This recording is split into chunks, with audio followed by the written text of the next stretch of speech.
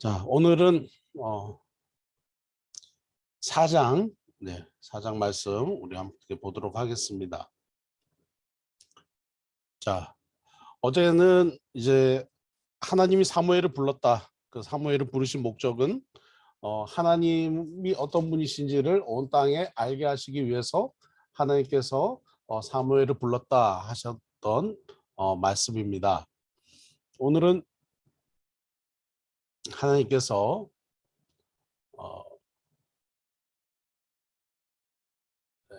바로 나오나요? 네, 오늘은 하나님께서 이제 이 블레셋 전쟁에서 이스라엘이 이제 패하게 되고 결과적으로 그 패하는 이스라엘이 어떻게 됩니까? 언약궤를 뺏기게 되는 이 안타까움에 들어가게 되는 게 바로 오늘 또 본문에 우리가 볼 수 있는 장면입니다.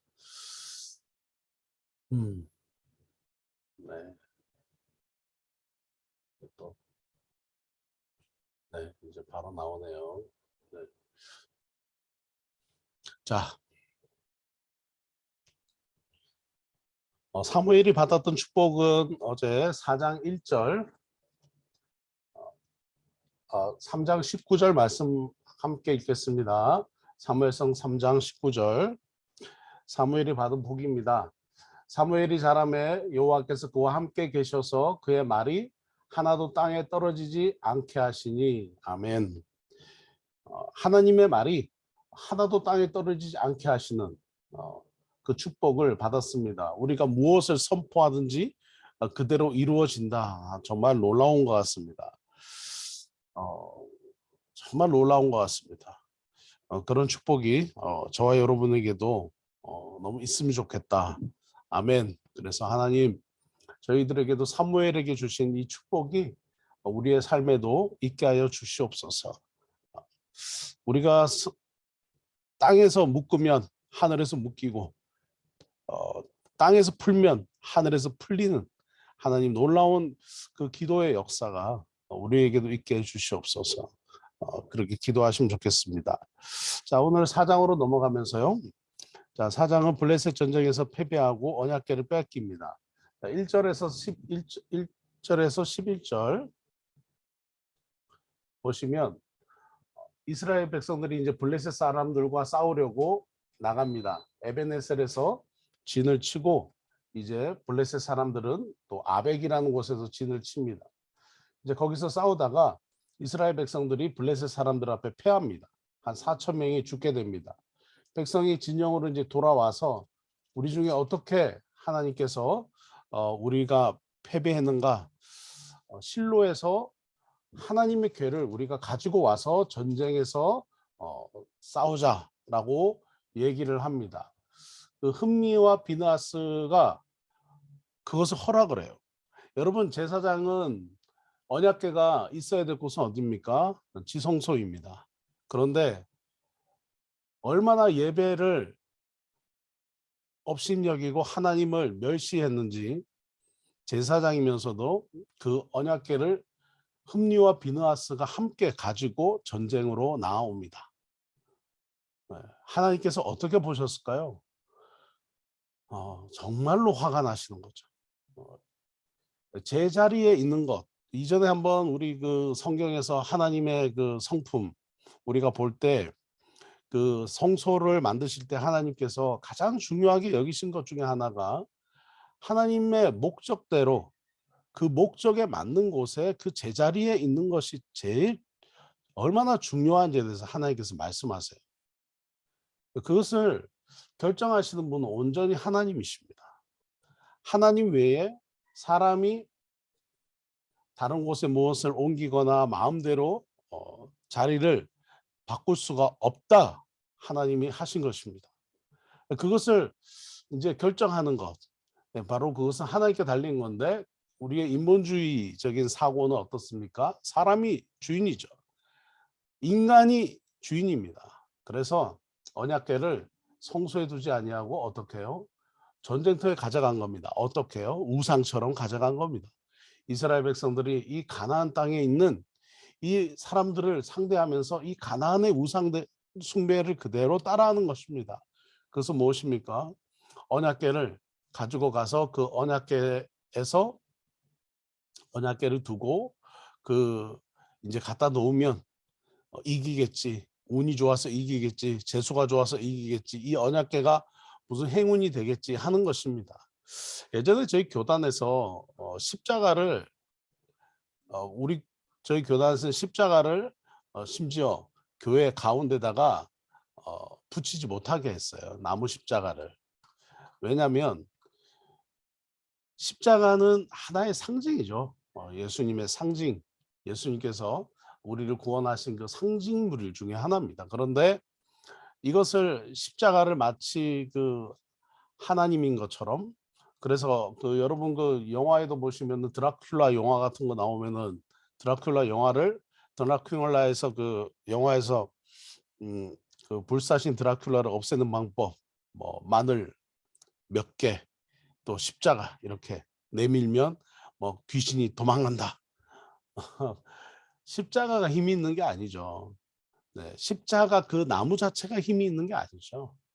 네, 그 사건이 그 십자가의 사건이 무엇인지 믿는 우리의 믿음, 그리고 그것에 대해서 역사하시는 하나님이 가장 능력이 있으신 거죠. 마찬가지입니다. 언약궤가 마치 그런 어떤 운과 재수를 줄 것처럼, 그냥 이렇게 십자가를 내밀면 귀신이 도망갈 것처럼, 언약궤를 가지고 오면 이스라엘을 대적하는 모든 원수들이 도망갈 것이라고 이스라엘은 그렇게 생각을 했다 하는 것입니다. 너무 우습게 생각한 거죠. 자, 그 당시 언약궤의 모습이 이렇다 하는 것입니다. 자, 이런 언약궤의 모습을 언약궤를 가져가서 한번 이겨보려고 그 언약궤를 그대로 옮깁니다. 사실은 언약궤가 상징하는 것은 무엇입니까? 바로 하나님의 임재죠. 하나님의 임재를 상징하는 것이 언약궤입니다. 근데 그것을 이제 가지고 갑니다. 참 안타까운 일이 일어나게 됩니다. 그런데 그 언약궤가 등장할 때 놀라운 일이 일어나는데 5절입니다. 4장 5절. 여호와의 언약궤가 진영에 들어올 때 이스라엘이 큰 소리로 외침에 땅이 울렸다 하는 것입니다. 땅이 울릴 정도로 환호했다. 언약궤가 진영으로 들어왔다 하는 것이죠. 그랬더니 6절에 블레셋 사람이 그 외치는 소리를 듣고 언약궤가 온 줄을 알았다. 7절에 우리에게 이제 화가 있을 것이다. 이렇게 얘기를 합니다. 어, 저들의 신은 애굽에서 여러 재앙으로 애굽인들을 친 신들이다. 아주 오래전 이야기죠. 오래전 이야기인데 지금 이미 가나안 땅의 사람들은 이 말씀을 이미 다 알고 있었습니다.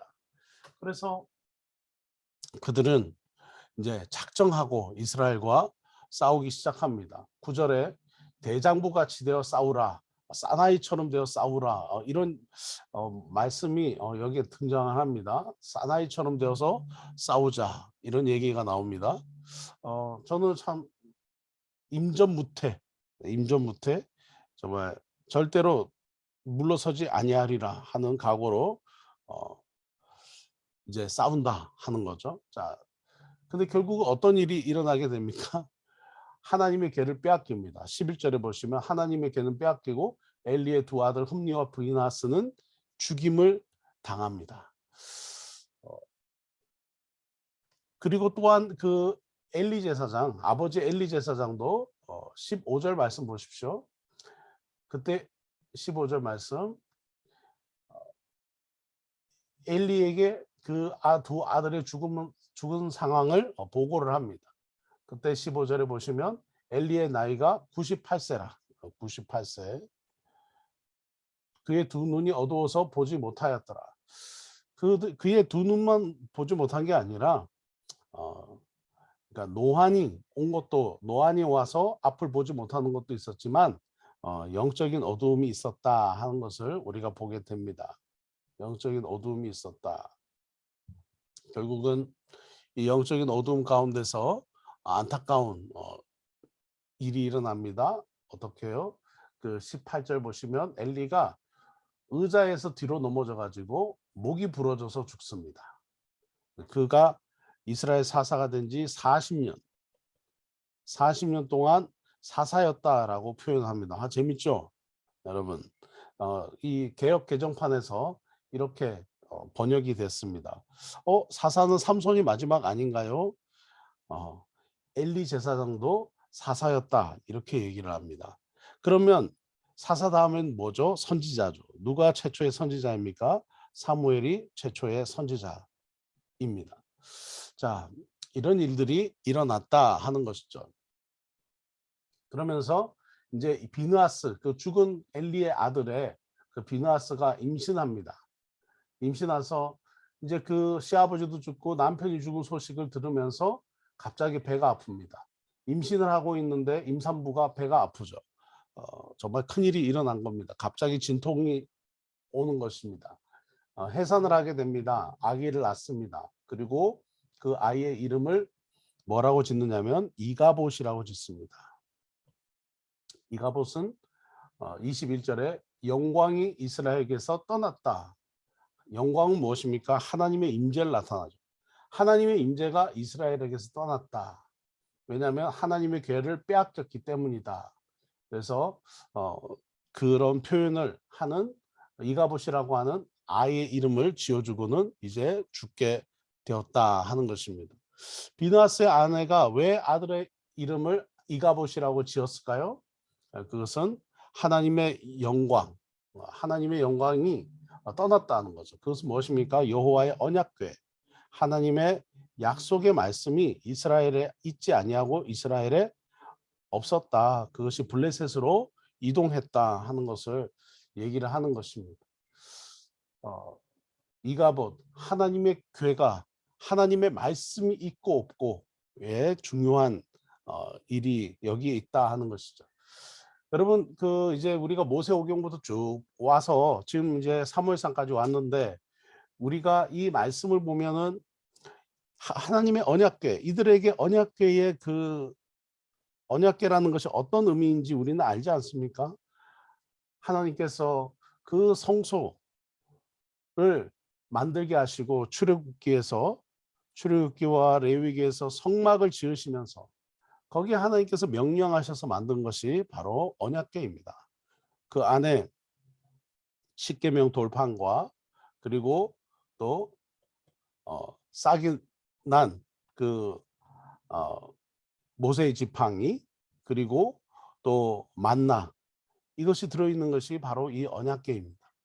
그런데 이것을 잃어버렸다는 것이죠. 하나님의 말씀이 하나님의 약속이 있는 언약궤가 블레셋 사람들에게 빼앗겼다 하는 것입니다. 정말 안타까운 일이 이스라엘 백성들에게 일어났다 하는 것이죠. 자, 5장에 가서 보시면요.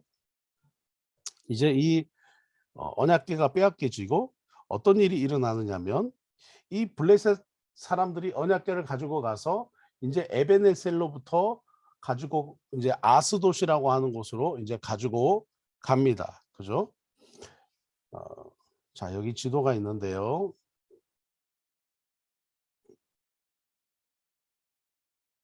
자, 보시면요. 자, 법궤가 이동을 합니다. 보이시나요? 네.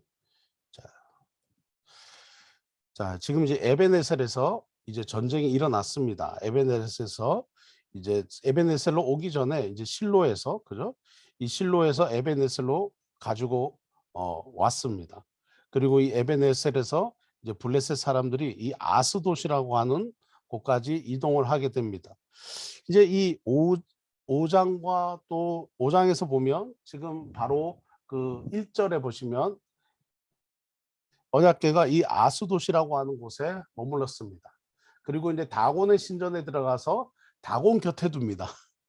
왜 그랬는지 여러분 너무 이 장면은 참 답답합니다. 엄청난 일이 일어납니다. 어떤 일이 일어났냐? 아침에 일어나니까 다곤의 신전에 놀라운 일이 일어나는데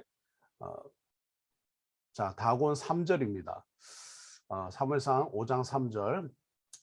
아스돗 사람들이 여기 있는 사람들이죠. 아스돗 사람들이 아침에 그들이 일찍이 일어나 본즉 다곤이 여호와의 궤 앞에서 또다시 엎드러져서 얼굴이 지면에 닿았고 그 머리와 두 손목은 끊어져 문 지방에 있고 다곤의 몸뚱이만 있더라.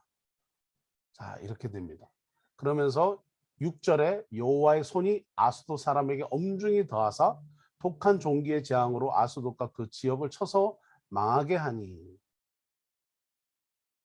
이제 이스라엘 백성들은 블레셋 사람들에게 졌는데 하나님께서 이스라엘 백성들 대신에 어떻게 해요? 싸우신 거죠. 어떤 식으로 싸우셨습니까? 이 아소도스에 있는 이 다곤의 신상을 하나님께서 부숴버리십니다. 자, 어떻게 부숴버리셨나요? 자, 제가 사파를 하나 찾아봤는데, 자, 아침에 일어나니까, 자, 요런 모습으로 되어 있더라 하는 것입니다. 그 당시에 이 다곤이라는 것은 반인반수입니다. 인어처럼 생겼어요. 그래서 여기는 하반신은 물고기 모양이고, 그리고 상반신은 이렇게 블레셋 사람들의 얼굴을 두었습니다. 그 옆에다가 이렇게 언약궤를 갖다 놓은 것이죠. 아침에 일어나니까 팔다리가 다 이렇게 다 부서져 있는 것이죠. 몸뚱이만 남아 있었다 하는 것입니다. 근데 이제 사실 이 사파에서 좀 수정해야 되죠. 이 얼굴이 성경에는 어떻게 되었다고 얘기합니까? 바닥으로, 그죠? 성경에는 바닥으로 얼굴이 이제 엎드려져 있었다. 그리고 이런 이제 다 부서져 있었다. 이렇게 얘기를 하는 거죠. 하나님께서 이 블레셋 사람들을 치신 것입니다. 자, 이런 일이 일어나자 9절입니다. 블레셋 사람들이 이거 안 되겠다. 다시 이거 우리가 갖고 있으면 안 되겠다 하고 다시 돌려보냅니다. 어디로 돌려보내냐면 가드라고 하는 곳으로 돌려보냅니다. 자, 가드라고 하는 곳. 그래서 아스돗에서 가드라는 곳으로 오게 됩니다. 가드로 옮겼더니 또 그 지역에 있는 사람들에게 화가 일어나게 됩니다. 9절입니다. 또 독한 종기가 일어나게 됩니다. 그러면서 이 사람들이 도대체 안 되겠다. 또 옮깁니다. 에글론이라는 곳으로 또 옮기게 됩니다. 에글론이라는 곳으로 10절입니다. 옮겼더니 이 에글론 사람들이 야, 이 이스라엘 신의 궤를 우리에게 보내가지고 우리 다 죽이려고 하는구나. 가져가라.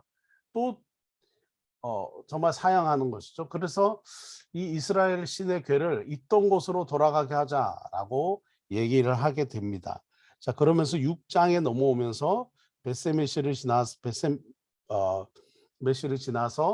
베세메스를 지나서 기랄 여야이름으로 이스라엘 백성들에게로 돌아오는 일이 일어나게 됩니다. 자, 6장을 우리가 넘어가기 전에 이 5장에서 우리가 볼 수 있는 묵상할 수 있는 것은 무엇일까요? 하나님은 어떤 분이신가? 자, 블레셋 사람들에게 졌습니다. 그런데 하나님이 그 블레셋 사람들을 다 심판하고 계신 거예요. 블레셋 사람들에게 이스라엘 백성들이 졌는데 패배했는데 하나님의 언약궤가 가는 그 블레셋 지역마다 하나님께서 다 어떻게 해요? 심판하시고 승리를 이스라엘 백성들이 가져오게 하시는 모습을 보게 됩니다.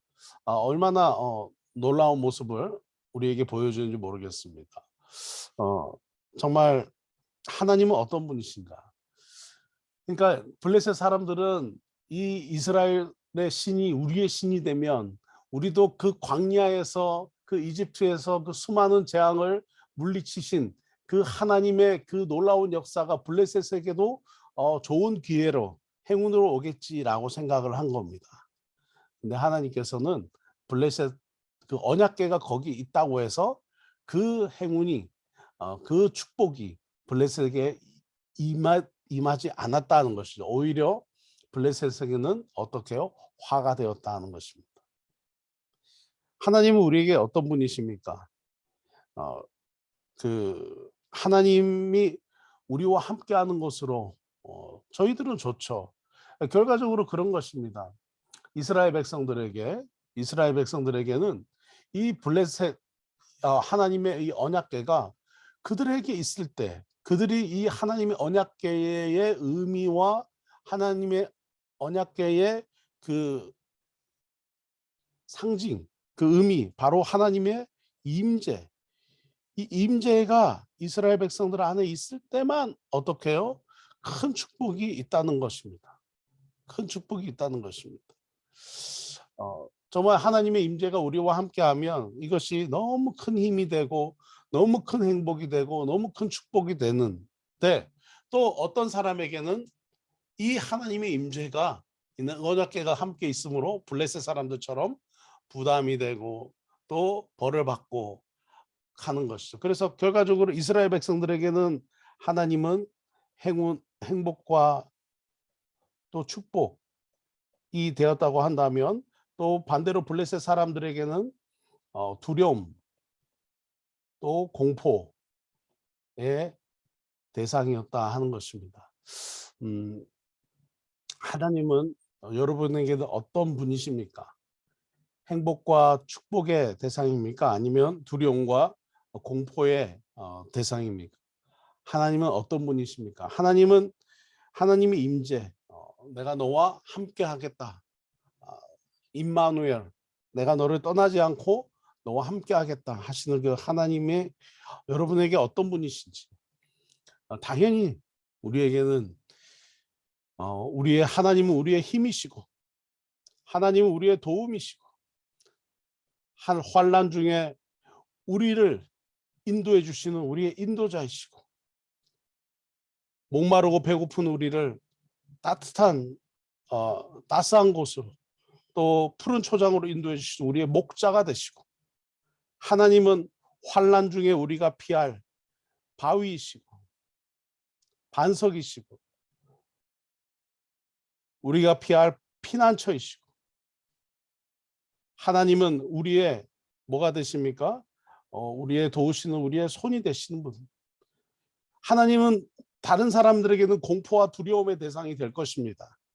하나님을 알지 못하고 하나님을 멸시하는 자들에게는 그들이 하나님께 돌아오도록 어쩌면 하나님은 그들에게 고난이라는 사건을 주시면서 어려움을 주시겠지만, 그러나 하나님은 하나님의 백성인 우리에게 힘과 도움과 우리의 인도자와 우리의 목자와 우리의 반석과 피난처와 우리의 도우시는 손과 우리가 피할 산성, 어떤 그 대적에게서도 우리를 지켜주시는 요새 되시는 하나님이시다 하는 것입니다. 세상이 요동하고 세상이 흔들린다 할지라도 하나님 안에 있으면 괜찮다 하는 것입니다. 예수님께서 제자들이 예수님께서 갈릴리 바다를 건너서 너희들 먼저 가라 하셨습니다. 예수님께서 내가 뒤따라 가겠다. 제자들이 갈릴리 바다를 건널 때 풍랑이 왔습니다. 그냥 곧 죽을 것 같은 그런 풍랑이 왔습니다. 폭풍우가 치고 정말 곧 이 작은 배가 바다에 빠져서 죽을 것 같은 그런 시간이 이 제자들에게 있었던 것이죠. 그때 예수님께서 어떤 일이 일어났습니까? 예수님께서 이 폭풍우와 이 심한 파도를 어떻게 해요? 잠잠케 하셨다 하는 것입니다. 하나님이 하시면 모든 것은 다 잠잠해집니다. 저도 팔라완에 선교하러 갔을 때 돌아오는 길에 그 작은 보트를 빌려가지고 넘어오다가 정말 세상에 그렇게 엄청난 파도를 처음 경험해 봤어요. 파도에 빠져서 죽는 줄 알았습니다. 그런데 결과적으로 끝까지 그냥 죽으면 죽으리라. 어떻게 해요? 죽으면 죽으리라 하는 마음으로 사는 게 인생 같습니다. 하나님의 뜻만 온전히 순종하면서 앞을 향해서 전진해 나가는 면 그냥 죽으면 죽으리라. 그러나 나는 타협할 수 없고 이 세상과 타협할 수 없고 소명을 떠날 수가 없다. 소명을 떠날 수가 없다 하는 것입니다. 하나님의 사명 끝까지 붙들고 나가겠다 하는 것이죠. 결국 저 지금도 이렇게 살아서 돌아왔습니다만, 인생을 살아가다 보면 풍랑과 환난과 이런 일들을 겪을 때가 있는 것 같습니다. 그때 우리가 기억해야 되는 건, 하나님은 내게 누구신가? 하나님은 나에게 누구신가? 하나님은 나의 도움이시고 힘이시고 환난 중에 우리를 피하게 하시는 소망 되신다. 그러니 어떤 풍랑이 와도 풍랑 자체를 보고 두려워하지 말고 오히려 하나님을 알지 못하는 사람들이 그 두려움을 하나님을 보고 두려워할 것입니다. 우리가 할 일은 그 하나님 안에서 하나님의 뜻을 구하고 하나님이 기뻐하시는 일을 하는 것입니다. 그러면서 한 걸음 한 걸음 뭐죠? 이 환난의 때, 어려움의 때를 인내하고 기다리고 나아가는 것이죠.